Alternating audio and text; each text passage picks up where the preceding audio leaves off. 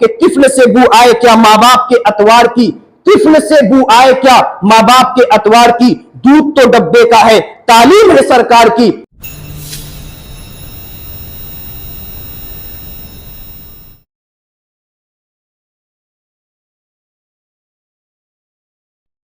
إن الحمد لله نحمده ونستعينه ونستغفره ونعوذ بالله من شرور أنفسنا ومن سيئات أعمالنا، من يهده الله فلا مضل له ومن يضلل فلا هادي له، وأشهد أن لا إله إلا الله وأشهد أن محمدا عبده ورسوله۔ يا أيها الذين آمنوا اتقوا الله حق تقاته ولا تموتن إلا وأنتم مسلمون۔ يا أيها الناس اتقوا ربكم الذي خلقكم من نفس واحدة وخلق منها زوجها وبث منهما رجالا كثيرا ونساء، واتقوا الله الذي تساءلون به والأرحام إن الله كان عليكم رقيبا۔ يا أيها الذين آمنوا اتقوا الله وقولوا قولا سديدا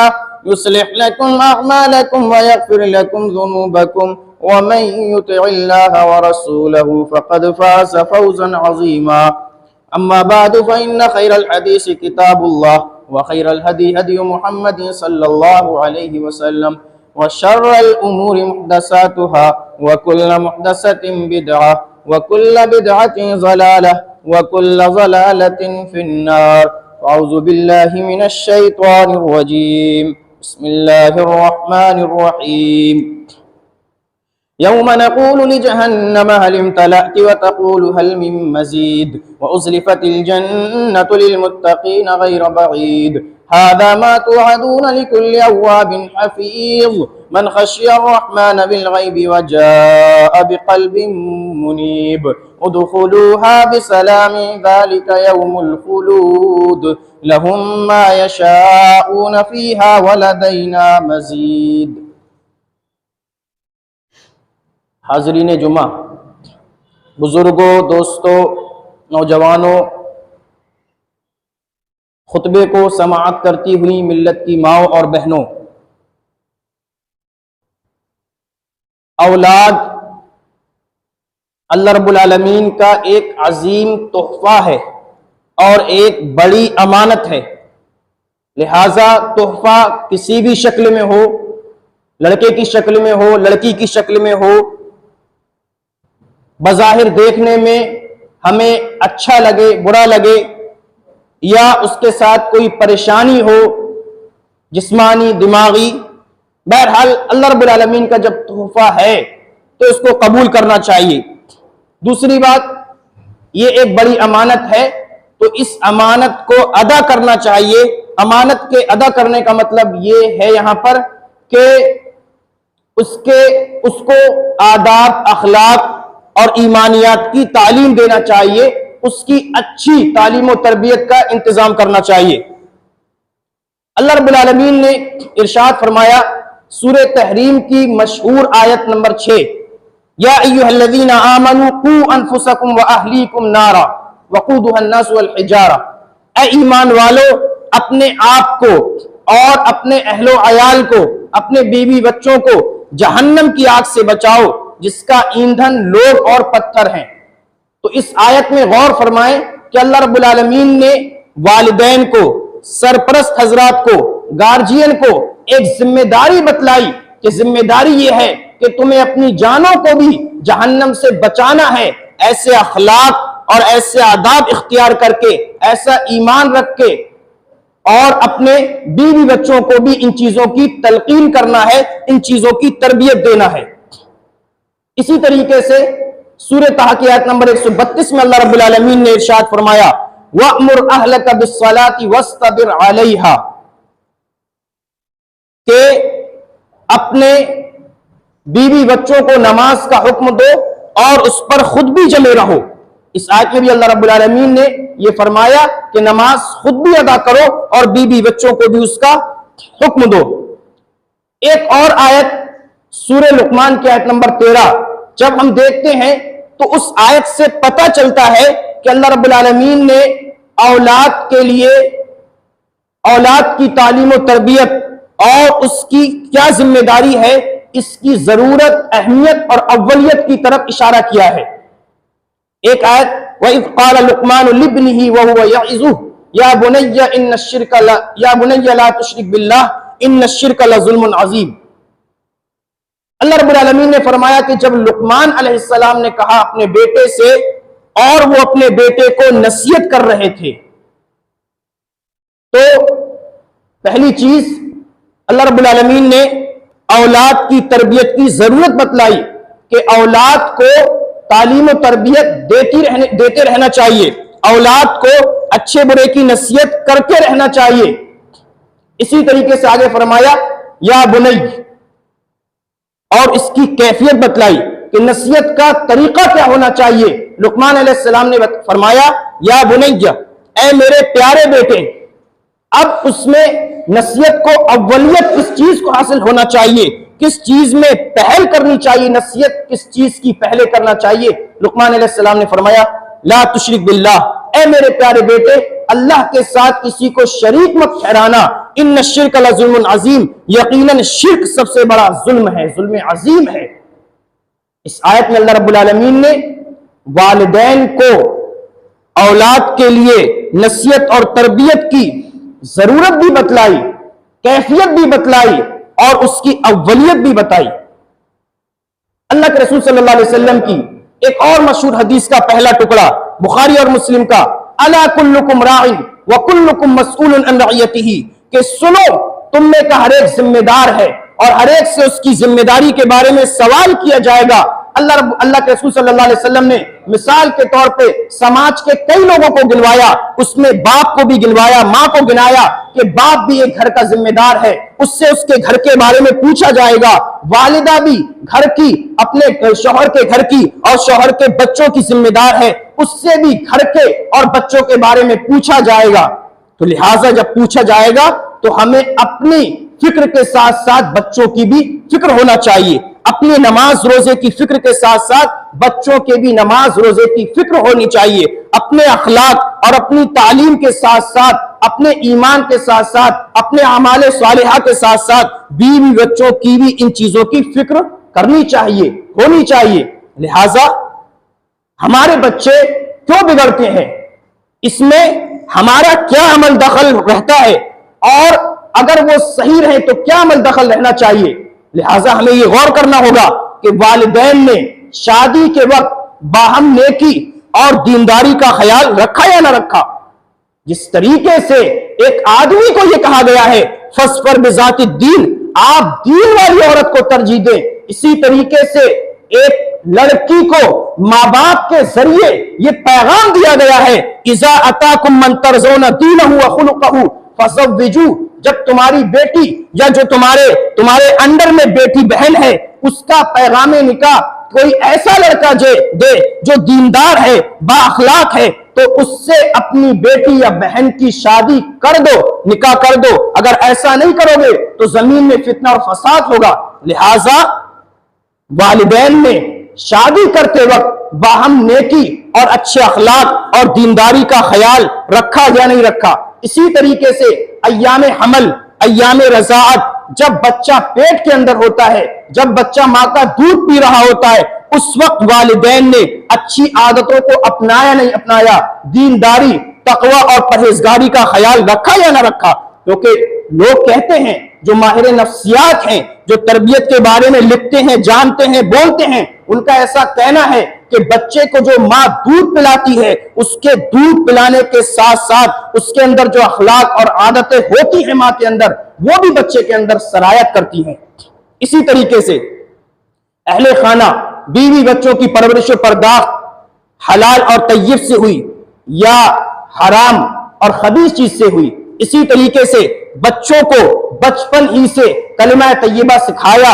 یاد کرایا، عبادت، مفہوم اور تقاضے بتائے۔ اسی طریقے سے توحید اور شرک کا فرق بتایا، سمجھایا یا نہیں سمجھایا، سنت اور بدعت کا فرق بتایا۔ اسی طریقے سے عبادات و معاملات میں اللہ رب العالمین کا اور اللہ کے نبی صلی اللہ علیہ وسلم کا کیا طور طریقہ اور کیا سنتیں ہوتی ہیں، یہ تمام چیزیں بتائی نہیں بتائی، حلال و حرام کی تمیز کرائی نہیں کرائی، बातिल रसूम और रवाज समझाए नहीं समझाए, अपने त्योहारों और गैरों के त्योहारों को बताया नहीं बताया, उनका फर्क समझाया नहीं समझाया। इसी तरीके से बड़े के साथ छोटे के साथ कैसे रहें और अपनों के साथ बेगानों के साथ कैसा तामुल, कैसा बर्ताव और कैसा रहन सहन होना चाहिए, ये चीजें बतलाई। और हदीस रसूल की रोशनी में जब बच्चा 10 साल का हो जाए, 10 साल का होने तक बच्चों को इस्लामी आदत और अतवार का खूगर बनाया नहीं बनाया, रोजे मर्रा की दुआएं याद कराई नहीं कराई, इसी तरीके से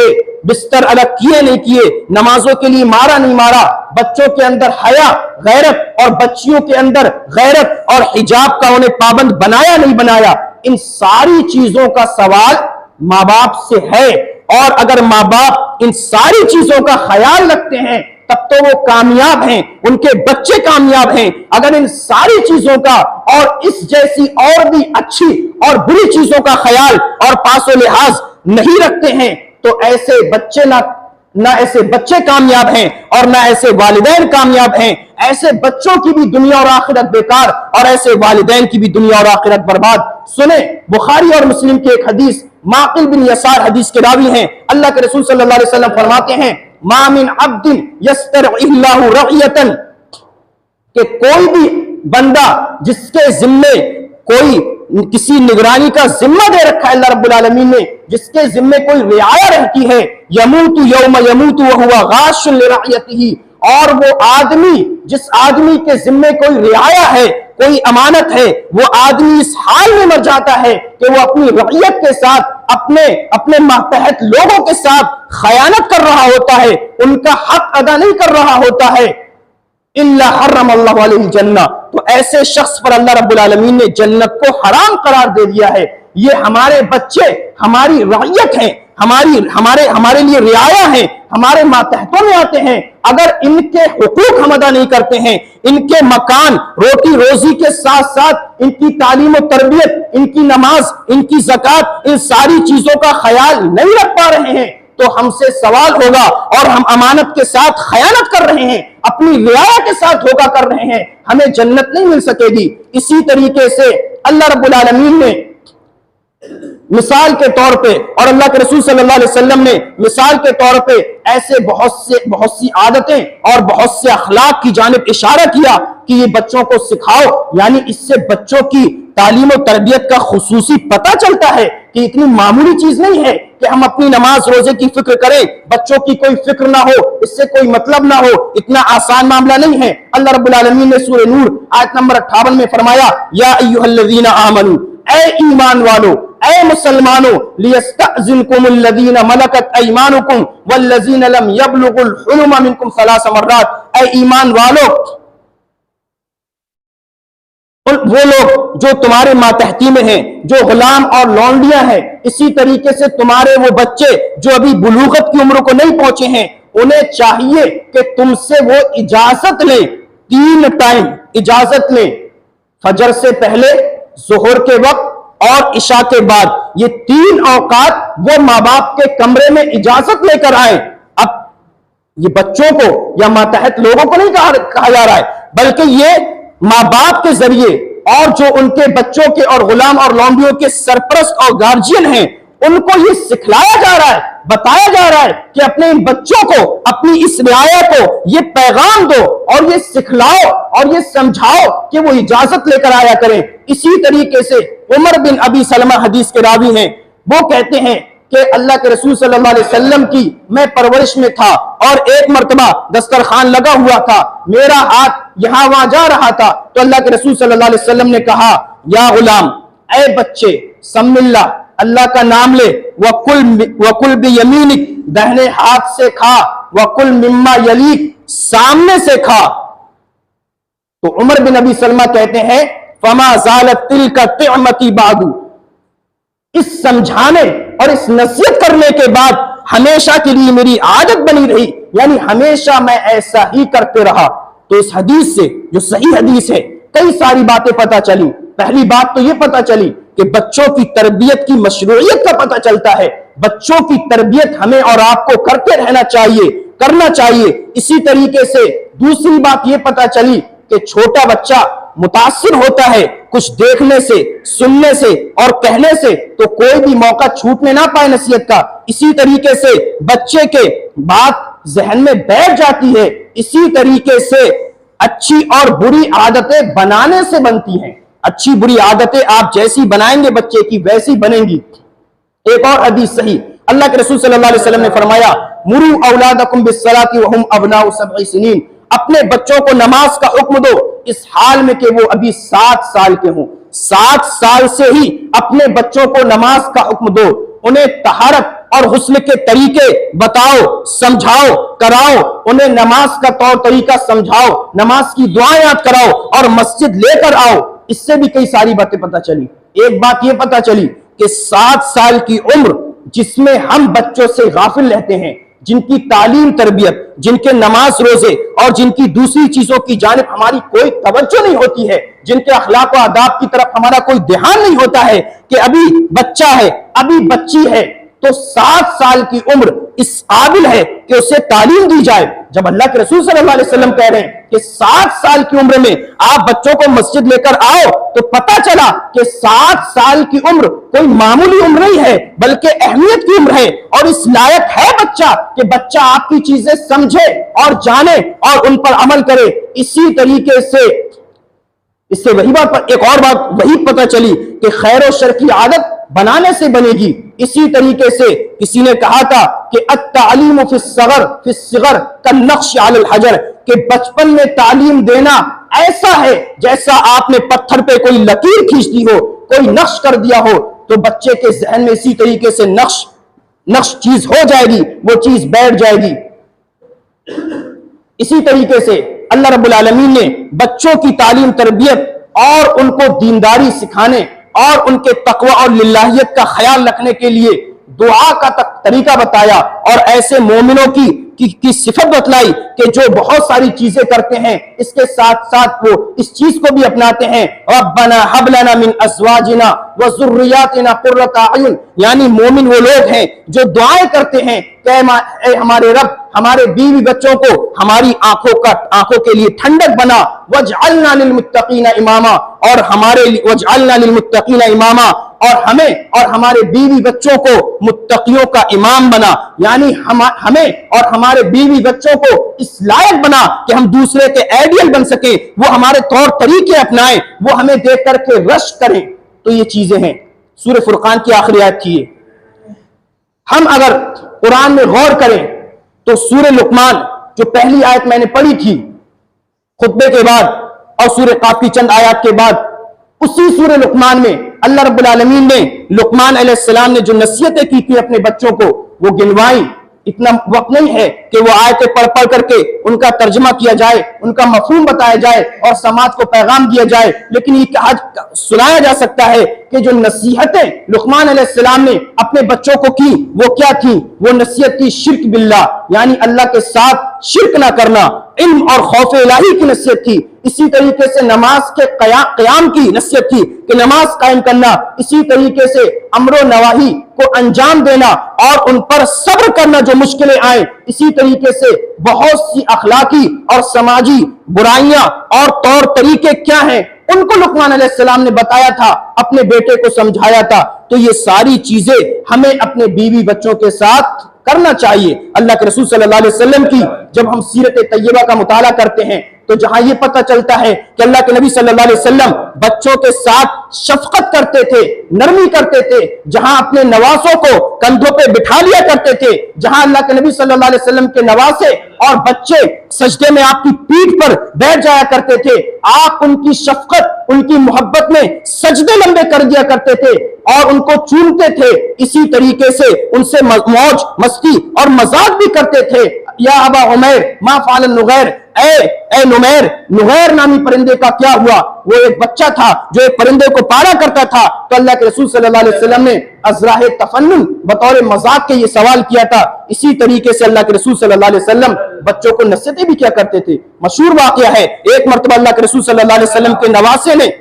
صدقے کے مال میں سے کوئی دانہ اٹھا لیا، اللہ کے رسول صلی اللہ علیہ وسلم نے کہا اس کو چھوڑو، اور وہ دانہ اللہ کے رسول صلی اللہ علیہ وسلم نے اس بچے سے واپس لیا اور اس کو یہ تعلیم دی، نصیحت کی، کیا تمہیں نہیں معلوم کہ صدقہ ہمارے لیے حلال نہیں ہے، صدقہ ہمارے لیے حرام ہے؟ تو لہٰذا ہمیں ان ساری چیزوں کی تعلیم و تربیت کرنا ہے، اپنے بچوں کا خیال رکھنا ہے، ورنہ وہی ہوگا جو اکبر الہ آبادی نے کہا تھا کہ طفل سے بو آئے کیا ماں باپ کے اتوار کی، طفل سے بو آئے کیا ماں باپ کے اتوار کی، دودھ تو ڈبے کا ہے، تعلیم ہے سرکار کی، نہ ہماری مائیں دودھ پلا پا رہی ہیں بچوں کو اور نہ ہم تعلیم دے پا رہے ہیں قرآن و حدیث کی، ہمارا دودھ بھی ڈبے کا ہے، ہماری تعلیم بھی غیر قرآن اور غیر حدیث کی ہے، وہ تعلیم دیں لیکن اس کے ساتھ ساتھ دینی اور بنیادی اور قرآن کی تعلیم بھی دینا ضروری ہے، اور ہم اپنے بچوں کا خیال رکھیں۔ یہی ہمارے بچے جن کو ہمارا دشمن بھی کہا گیا ہے، جن کو ہمارے لیے آزمائش اور فتنہ کہا گیا ہے، اگر ان کی تعلیم و تربیت صحیح سے ہم کر لیں گے تو یہ ہمارے بچے دنیا میں بھی ہمارے لیے دعائیں کریں گے،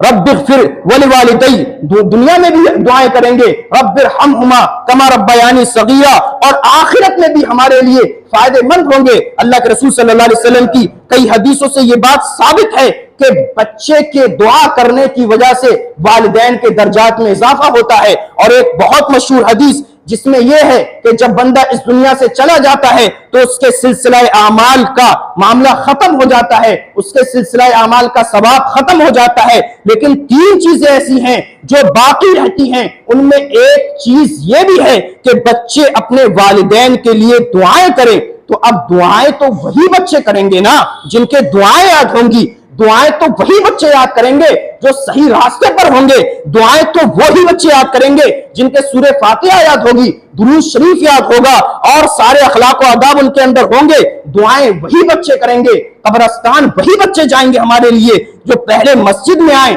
بعد میں قبرستان میں جائیں گے۔ لہٰذا اپنے بچوں کو اتنا سکھلا کر کے اور اتنا بتلا کر کے چاہیے کہ یہ ہمارے لیے دنیا میں بھی آنکھوں کی ٹھنڈک بنے رہیں اور آخرت میں بھی یہ ہمارے لیے فائدہ پہنچاتے رہیں۔ اللہ رب العالمین سے دعا ہے کہ اللہ رب العالمین ہمیں جہنم سے بچنے کے ساتھ ساتھ ہمارے بیوی بچوں کو بھی جہنم سے بچائے۔ اے اللہ رب العالمین ہمیں اپنے ایمان اخلاق آداب کی فکر کرنے کے ساتھ ساتھ بیوی بچوں کے بھی ایمان اخلاق اور آداب کی فکر کرنے کی توفیق دے۔ اے اللہ رب العالمین جو بیمار ہیں انہیں شفائے کاملہ عاجلہ سے سرفراز فرما۔ اے اللہ رب العالمین جو قرض کے بوجھ کے نیچے دبے ہیں ان کے قرض میں آسانی فرما اور ان کو قرض ادا کرنے کی توفیق دے۔ اے اللہ رب العالمین جو مشکلوں سے گھرے ہوئے ہیں ان کی مشکلوں میں ان کو مشکلوں سے نجات دے۔ اے اللہ رب العالمین جو بے اولاد ہیں انہیں صاحب اولاد بنا۔ اے اللہ رب العالمین جو صاحب اولاد ہیں ان کی اولاد کو ان کے لیے آنکھوں کی ٹھنڈک اور نیک بنا۔ اے اللہ رب العالمین ہم اس دنیا میں